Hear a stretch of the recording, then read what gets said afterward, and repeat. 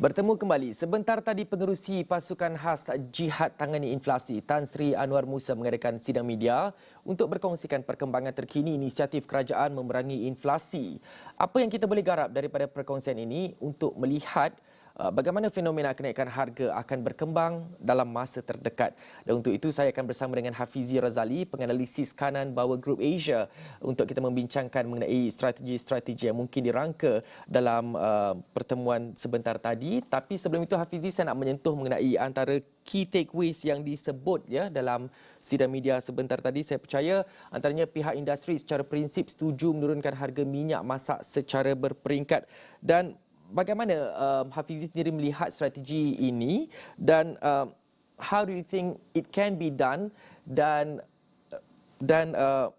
how easy is that actually? Kalau betul ini boleh diambil, kenapa baru sekarang difikirkan strategi sebegini untuk menangani inflasi? Hafizi. Okey, terima kasih. Yang pertamanya kita perlu bertanya berkenaan dengan pengumuman ini. Apakah mekanisme yang akan diambil kerajaan untuk memastikan harga minyak ini dapat diturunkan? Kerana kita sedia tahu bahawa harga minyak sekarang adalah mengikut harga pasaran dan subsidi untuk minyak masak kecuali untuk yang berpaket telah ditarik balik. Jadi kalau kita nak turun harga masak ini bermaksud kerajaan perlu membelanjakan sejumlah dana untuk memastikan harga yang dijual ke pasaran adalah tidak mengikut harga semasa. Jadi ini satu perkara yang Menteri tidak jelaskan dengan terperinci kerana kita perlu fikirkan bahawa apa-apa tindakan untuk mengawal harga akan menggunakan dana daripada kerajaan, itu nombor satu. Dan keduanya, kalau mekanisme yang digunakan adalah tidak disenangi oleh industri, kemungkinan walaupun harga dapat diturunkan tetapi mungkin ada masalah-masalah lain yang akan berkait dengan mekanisme yang tidak berapa kita tahu setakat ini Berkenaan dengan macam mana untuk perkara intervensi ini dilakukan, nampaknya kerajaan perlu meletakkan satu jenis subsidi yang baru untuk mengawal harga, kerana kita tahu harga minyak kelapa sawit sekarang adalah agak tinggi berbanding dengan tahun-tahun yang lalu.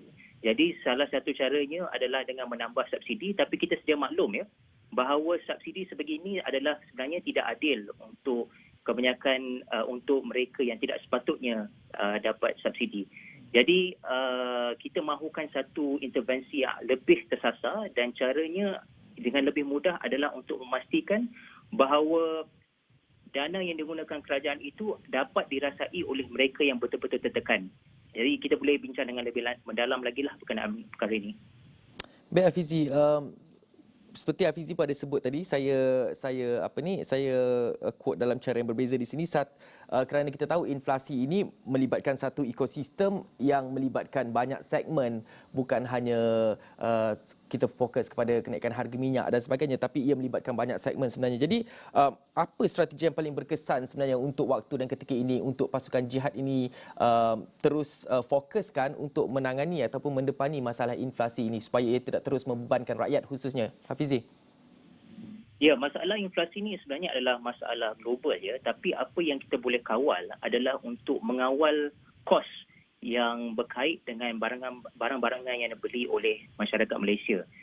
Tapi dalam masa yang sama kita perlu faham bahawa bila kita persoalkan perihal makanan kebanyakan makanan yang kita beli di Malaysia ni adalah diimport dari luar negara. Jadi untuk mengawal kos tersebut adalah lebih sukar. Jadi persoalannya adalah apa cara yang terbaik untuk kerajaan lakukan dalam mengawal harga, memandangkan kebanyakan makanan adalah dari luar negara. Subsidi adalah satu cara, tapi yang lebih penting untuk kita fikirkan adalah sama ada perkara ini kita boleh teruskan untuk jangka yang panjang, kerana kita tahu bahawa masalah ini tak akan dapat diselesaikan dalam masa yang terdekat. Dan subsidi perlu ditingkatkan jika intervensi yang dilakukan kerajaan itu adalah menerusi subsidi. Jadi kerajaan perlu mengkaji dengan lebih mendalam sama ada cara yang lebih terbaik adalah untuk tidak menggunakan subsidi dengan sepenuhnya, contohnya dalam isu minyak masak, tetapi dengan mengeluarkan satu bantuan yang secara terus kepada rakyat melalui sistem cash transfer. Dengan cara ini kerajaan dapat mengawal jumlah dana yang diberikan kepada kerajaan dengan lebih berkesan, dan dari segi perspektif rakyat juga subsidi atau barang bantuan yang dibeli dikeluarkan oleh kerajaan ini sampai terus kepada mereka yang benar-benar memerlukan. Situasi intervensi seperti ini tidak dapat mengatasi masalah inflasi, ya, saya nak clarify. Cuma kita dapat mengurangkan kesannya kepada mereka yang betul-betul terkesan dengan apa yang kita ada sekarang ini. Jadi kerajaan perlu prioritas, ya, kepada mereka yang lebih senang. Mungkin masanya bukan sesuai untuk mereka diberikan bantuan yang blanket, menerusi blanket subsidi ini. Mungkin subsidi itu perlu dihapuskan dengan secara gradual, dan apa-apa duit yang kita dapat simpan daripada intervensi tersebut dapat digunakan secara terus kepada mereka yang memerlukan.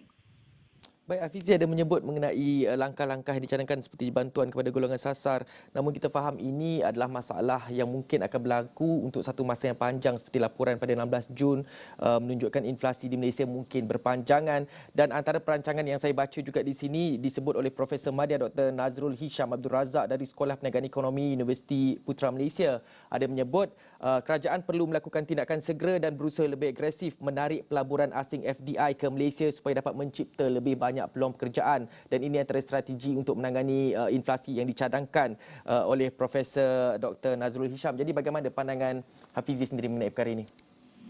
Ya, bagi saya FDI itu mungkin satu cara yang bagus dari segi jangka masa panjang, ya, kerana kita perlu faham FDI tersebut tidak kisahlah berapa jumlahnya tersebut tidak akan dapat trickle down kepada rakyat, melainkan rakyat dapat pekerjaan yang baguslah daripada pelaburan yang telah dibuat itu. Jadi itu bagus dari segi jangka masa panjang.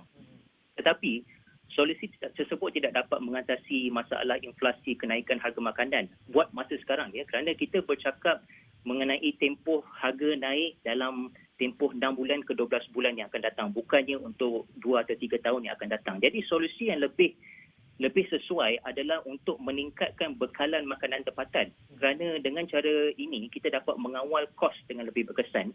Jadi kerajaan perlu fikirkan, kerajaan telah menyediakan beberapa polisi, membuat pengumuman polisi baru-baru ini untuk membuka tanah untuk kita menambah bekalan makanan, umpamanya dari segi pengeluaran sayur-sayuran. Itu mungkin salah satu cara, tapi kita perlu perbanyakkan lagi inisiatif sebegini untuk tidak hanya merangkumi sayur-sayuran tetapi bekalan-bekalan asas yang lain seperti ayam, daging dan sebagainya. Perkara ini boleh dilakukan dan boleh dilakukan dalam masa yang terdekat. Dan yang kedua juga, yang lebih penting adalah untuk kita mengenal pasti beberapa aktor-aktor yang telah memonopoli sistem rantaian makanan di negara ini. Itu juga adalah satu perkara yang agak menekan kerana kita tahu bahawa ada perbezaan antara harga pengeluar dan harga jualan.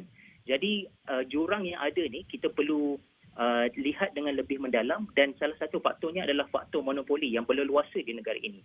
Dan juga antara yang langkah yang kita boleh ambil juga adalah memastikan bahawa tidak ada satu sistem yang mengambil kesempatan kepada pembeli-pembeli yang ada sekarang. Contohnya kerajaan telah melaksanakan program untuk mengekang penyeludupan, ya, minyak-minyak masak, tetapi kita perlu fahamkan lagi apa sebabnya penyeludupan ini berlaku. Dan kalau sebabnya adalah berkenaan dengan perbezaan jurang harga antara minyak berpaket dengan minyak berbotol, jadi mungkin strategi yang lebih bagus adalah untuk menghapuskan terus subsidi untuk minyak masak dan menggunakan cara lain yang lebih dapat memberikan kelebihan kepada pembeli-pembeli di luar sana, terutamanya daripada golongan P40. Jadi berbalik kepada soalan tadi, ya, sama ada FDI adalah satu perkara yang wajar dilakukan. Ya, memang wajar, tapi bukan sekarang. Dan kalau kita mahu lakukannya pun, impaknya bukan terus kepada inflasi, tetapi mungkin impaknya lebih kepada dalam memberikan pekerjaan yang lebih bermutu tinggilah kepada rakyat Malaysia.